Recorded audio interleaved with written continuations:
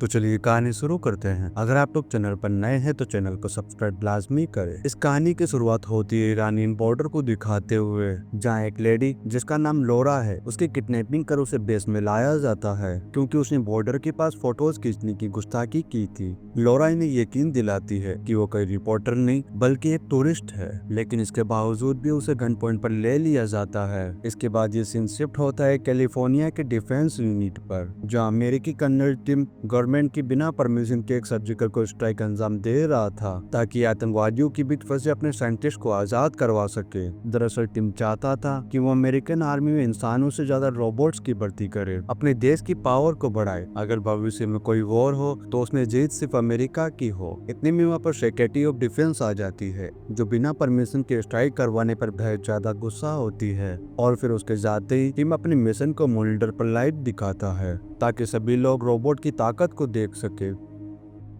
तभी यहाँ पर एक खुलासा होता है कि कहानी के स्टार्ट में जिस लेडी को किडनैप किया गया था, दरअसल वो अमेलिया नाम की एक रोबोट है। अमेलिया टिम के ऑर्डर पर सभी दुश्मनों को एक एक करके मौत की नींद सुला देती है, और फिर वह आखिर में साइंटिस्ट को भी मार देती है। ये देख टिम और उसकी पूरी टीम बहुत ही ज्यादा हैरान रह जाती है। अमेलिया का आउट ऑफ कंट्रोल होता देख टेक टीम उसे शट डाउन करने की कोशिश करती है, पर इनकी सारी कोशिशें नाकाम हो जाती है। अमेलिया न्यूरोटॉक्सिन नाम की एक वैक्सीन चुरा करके यहाँ से भागने लगती है और जाते वक्त अपने सारे डिजिटल फुटप्रिंट भी मिटा देती है ताकि कोई उसे ढूंढ ना सके। इसके बाद हम कैडी को एक काउंसलर के साथ देखते हैं, जो 2 साल पहले मेगन रोबोट वाले इंसिडेंट को बता रही थी। मेगन 1 मूवी में कैडी की आंट जेमा ने मेगन का एक रोबोट बनाया था जो कैडी की रखवाली कर सके, लेकिन धीरे धीरे मेगन रोबोट सेल्फ अवेयर होकर के अपने आप सारे काम करने लगे और कई लोगों की मौत का कारण भी बने। मेगन के अग्रेसिव बिहेवियर को देखकर जेमा ने उसके सारे डेटाबेस को पूरी तरह से मिटा दिया, लेकिन जो जाने मेगन ने ली उसका जिम्मेदार मान करके जेमा पर काफी सारे ट्रायल्स किए, लेकिन कुछ ही समय बाद वो इन सब चीजों से आजाद हो गई। एक प्रेस कॉन्फ्रेंस के दौरान जेमा सबको बताती है कि हम मेगन के अंदर कुछ पॉजिटिव चेंजेस करके एक ऐसा एआई रोबोट तैयार कर सकते हैं जो हमारे कामों को आसान बना सके।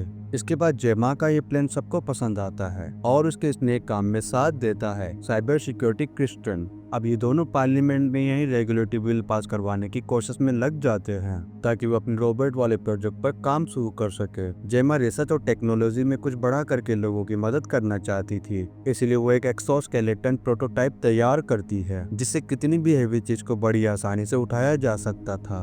भले जेमा को टेक्नोलॉजी में बहुत ज्यादा माहिर थी, पर वो चाहती थी कि बच्चे इन सब चीजों से दूर रहे, इसलिए वो रिसर्च साइंस इन सबसे कैडी को दूर रख करके उसे मार्शल आर्ट सिखाती है। अगले दिन जेमा के लैब में एक बिजनेसमैन आता है जिसे जेमा के टीममेट्स एक रोबोट का प्रोटोटाइप दिखाते हैं, लेकिन जेमा के बिना ये लोग इसे सही तरीके से ऑपरेट नहीं कर पाते हैं, जिससे ये रोबोट बिजनेसमैन को मुक्का मार देता है, जिससे गुस्सा होकर कि ये बिजनेसमैन डील कैंसिल करके वहां से चला जाता है। जेमा जब सिस्टम ट्रैक करती है तो उसे पता चलता है कि उसका सिस्टम हैक किया गया था, और इतने में वहाँ पर एक बिलियनर साइंटिस्ट आ जाता है जिसका नाम है ऑल्टन। दरअसल ऑल्टन एक एआई चिप पर काम कर रहा था। इस चिप को इंसानी बॉडी में इंसर्ट करके ह्यूमन फंक्शंस को बहुत ही स्मूथ और परफेक्ट बनाया जा सकता था, लेकिन इस इनोवेशन को कंप्लीट करने में कई मासूम जाने जा चुकी थी, इसलिए जेमा इस प्रोजेक्ट को डेंजरस मान करके उसके साथ काम करने से मना कर देती है। ऑल्टन पैरोसिट डिसेबल था, लेकिन अचानक ही वो खड़ा हो जाता है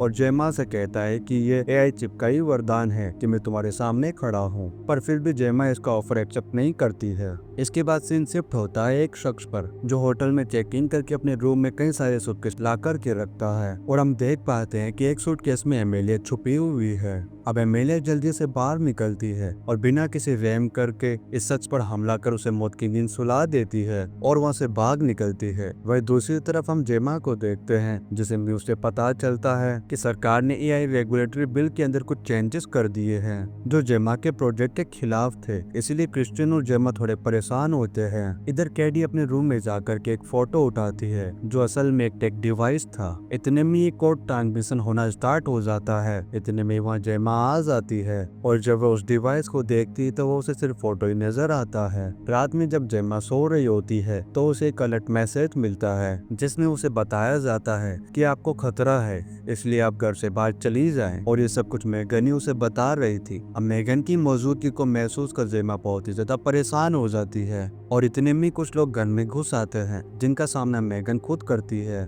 कोई ड्रोर से टकरा करके मारा जाता है तो कोई मेगन के इशारों पर आइस पर फिसल करके जख्मी हो जाता है, जबकि जेमा और केडी दोनों इन घुसपैठियों से बच करके घर में छुपी होती है।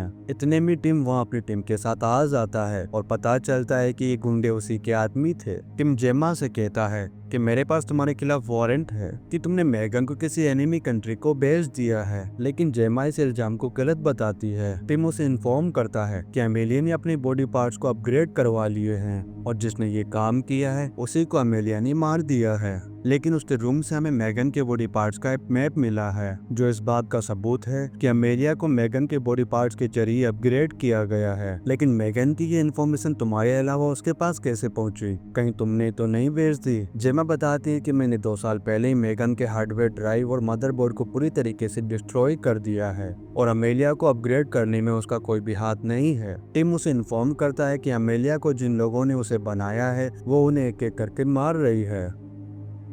अगर तुम जेल जाने से बचना चाहती हो तो तुम मुझे एक रोबोट बना करके दो ताकि अमेलिया को उस रोबोट के थ्रू रोका जा सके। लेकिन जेमा ऐसा करने से साफ साफ मना कर देती है क्योंकि मेगन को बनाने के बाद कई लोगों की जान जा चुकी थी। टिम उसे सोचने का वक्त दे करके वहाँ से चला जाता है। इसके बाद जेमा को मेगन का होलोग्राम नजर आता है और मेगन वह रिवील करती है कि जब जेमा उसे डिस्ट्रॉय कर रही थी तो उसने अपने दिमाग का एक बैकअप स्मार्ट होम में सेव कर लिया था और तब से जेमी और केडी उसकी निगरानी में है। मेगन अपनी गलती एक्सेप्ट कर उसे कहती है कि मुझे एक बार मौका दो, मैं अमेलिया जैसी खतरनाक रोबोट को आसानी से खत्म कर दूंगी, लेकिन इसके लिए तुम्हें मुझे एक बॉडी देनी होगी। जेमा को फिर से मेगन को बनाना ठीक नहीं लग रहा था, इसीलिए वो सोच में पड़ जाती है, लेकिन अमेलिया से बचने का और कोई भी रास्ता नहीं था। इसलिए अगले ही दिन जेमा मेगन को एक टॉय रोबोट की बॉडी में ट्रांसफर कर देती है, लेकिन ये बॉडी बहुत ही ज्यादा छोटी थी जो मेगन को बिल्कुल भी पसंद नहीं आती है। तब जेमा उसे समझा देती है कि जब तक तुम मेरा भरोसा जीत नहीं लेती तब तक तुम्हें इसी बॉडी में एडजस्ट करना होगा।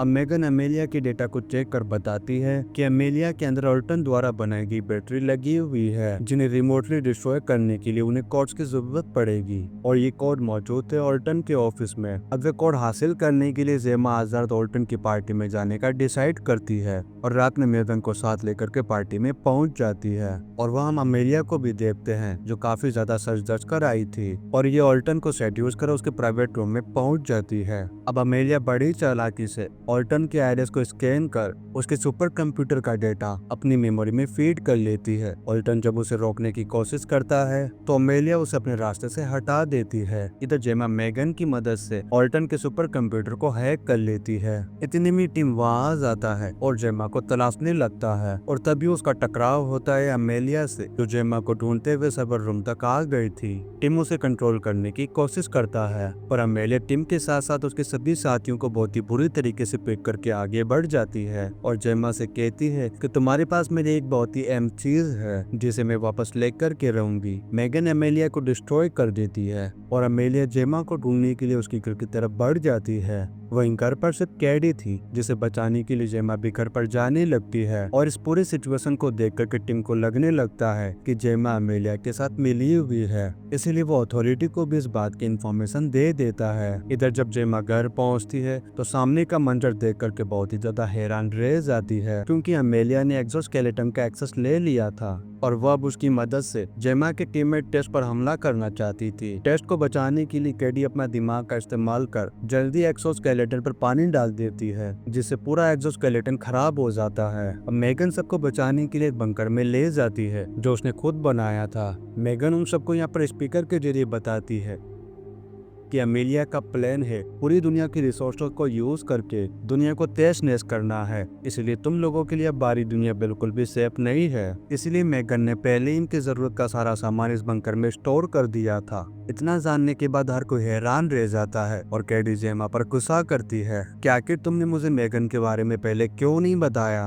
गुस्सा होकर कैडी एक रूम में पहुंच जाती है जिसे मेगन ने उसी के लिए तैयार किया था। अब मेगन कैडी के सामने आती है, वो भी एक टूटी फूटी बॉडी के साथ जो अभी पूरी तरीके से बनी नहीं थी। मेगन कैडी से कहती है कि मैंने पास्ट में जो कुछ भी किया मुझे उसका अफसोस है, पर अब मैं तुम्हें कुछ भी नहीं होने दूंगी। ये सुनकर के कैडी कहती है कि तुम सिर्फ मुझे ही नहीं बल्कि सब लोगों को बचाना होगा।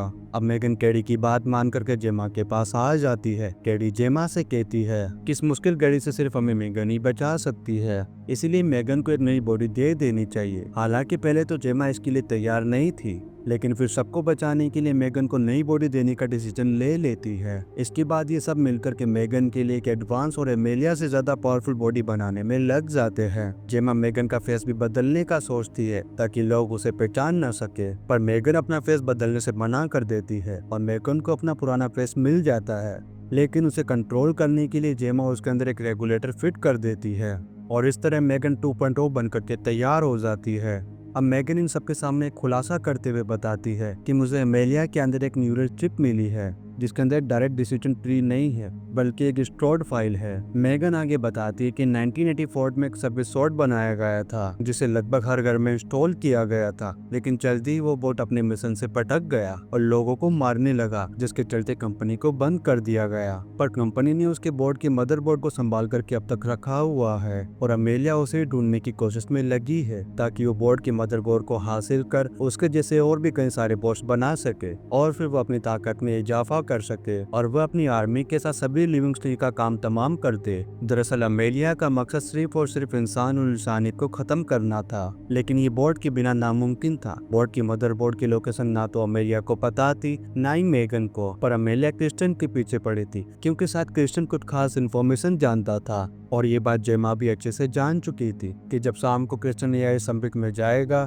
तो अमेलिया भी उसे फॉलो करते हुए वहाँ जरूर आएगी। इसीलिए सब लोग सब्मिट में जाने का फैसला करते हैं और हम मेगन को देखते हैं जो अपना गेटअप चेंज करके सब्मिट में आ जाती है। वहीं मेगन के आने की खबर टिम को भी पता चल जाती है, इसीलिए वह भी अपनी टीम के साथ सब्मिट में आ जाता है और मेगन को देख तुरंत उस पर हमला करने लगता है, जिससे सब लोग डर करके इधर उधर भागना शुरू कर देते हैं। इसी बीच अमेलिया भी वहां आकर क्रिस्टियन को अपने निशाने पर ले लेती है, पर अब मेगन भी उसके सामने आ जाती है, जबकि दूसरी तरफ टिम जेमा को गिरफ्तार कर लेता है और एक बहुत ही खतरनाक डिवाइस निकाल करके उसे बताता है कि अब तुम्हारी जरूरत नहीं है क्योंकि मैं खुद ही मेगन और एमेलिया को डिस्ट्रॉय कर दूंगा। पर तभी वह एमेलिया आकर के टिम पर हमला कर देती है, जिससे टिम काफी ज्यादा जख्मी हो जाता है। मेगन जल्दी से आकर के क्रिस्टियन को चेक करती है और देखती है कि क्रिस्टियन की हालत बिल्कुल ठीक है, लेकिन जब वो टिम को चेक करती है तो ये काफी ज्यादा क्रिटिकल कंडीशन में होता है। अब इन सभी को बचाने के लिए अब मेगन एमेलिया के साथ दो हाथ करने के लिए निकल पड़ती है और एमेलिया को ढूंढते हुए उसके सामने आ जाती है। एमेलिया उसे अपनी बातों में उलझा करके